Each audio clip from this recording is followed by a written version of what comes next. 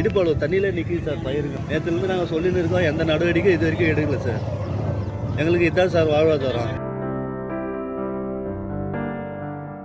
இதை ஏற்கனவே தூர் வாரினாங்க சார், பிடபிள்யூ தான் வாரினாங்க. அதனால என்ன இந்த காலப்பொடியெல்லாம் அவங்க கலரி விட்டாங்கன்னு தெரியல, எல்லாம் வந்து இந்த மதுகளை அடிச்சின்னு இடுப்பளவு தண்ணியிலே நிற்கிது சார் பயிருங்க. இப்போ கிட்டத்தட்ட ஒரு 300-400 ஏக்கர் கிட்ட பறிக்கப்பட்டு உப்புளம், மடிமை கண்டிகை, ஏரிசுவம் எல்லா பயிரும் பாதிக்குது சார். இங்கே நேற்றுலேருந்து நாங்கள் சொல்லின்னு இருக்கோம், எந்த நடவடிக்கை இது வரைக்கும் எடுக்கல சார்.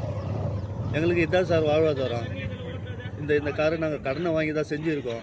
இது எங்களுக்கு போச்சான்னா அடுத்த காரு நாங்கள் ஒன்றுமே பண்ண முடியாது சார். அந்த சூழ்நிலை நாங்கள் இருக்கோம். எங்களுக்கான உரிய நிவாரணம் வழங்குறதுக்கு நான் கேட்டுக்கிறேன் சார். சார் வணக்கம் சார்.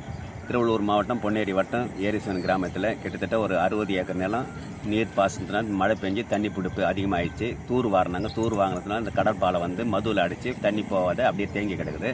அதே மாதிரி மடிமை திருவள்ளூர் மாவட்டம் பொன்னேரி வட்டம் மடிமைகண்டி கிராமத்தில் கிட்டத்தட்ட ஒரு 300 ஏக்கரில் வந்து ஒரு 80 ஏக்கர் அதிகபட்சம் தண்ணியில் மிதக்குது. பயிர் விவசாயம் வந்து பாதிப்பாகி போச்சு. அடுத்த போகம் சேர்த்து எங்களால் வந்து ஒன்றும் செயல்பாடு பண்ண முடியாது. கிட்டத்தட்ட ஏக்கராக 30,000 செலவாயிருக்குது. நீங்கள் உதவி பண்ணிங்களான்னா அடுத்ததுக்கு போக நாங்கள் செய்யறதுக்கு யூஸ்ஃபுல்லாக இருக்கும். இந்த கால்வாய்கள்லாம் தூர் வாரிட்டாங்களா?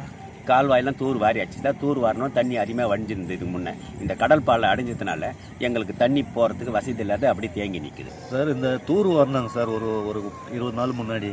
அப்படின்னா செஞ்சால் இந்த பாலக்குடியெல்லாம் அவங்க கலரி விட்டு போயிட்டாங்க. இது மழை பெஞ்ச உடனே, அதிகமான மழை பெஞ்ச உடனே இந்த கடல் பாலெல்லாம் வந்து இந்த மதுவில் அடிச்சுன்னு தண்ணி இப்படி போகாமல் பயிர் அழிக்குது சார். இன்னொரு 2-3 நாள் போச்சுன்னா பயிரெலாம் சுத்தமாக அழுகி போயிடும் சார். இது பிடபிள்யூ ஆஃபீஸர்னு இது போய் சொன்னாங்க, அதை வரேன்றாங்களே தவிர இன்னொரு வரைக்கும் வந்த பாடம் இல்லை சார். இது ஏக்கருக்கு எவ்வளோ பயிர், எவ்வளோ விவசாயம் செலவு பண்ணியிருப்பீங்க?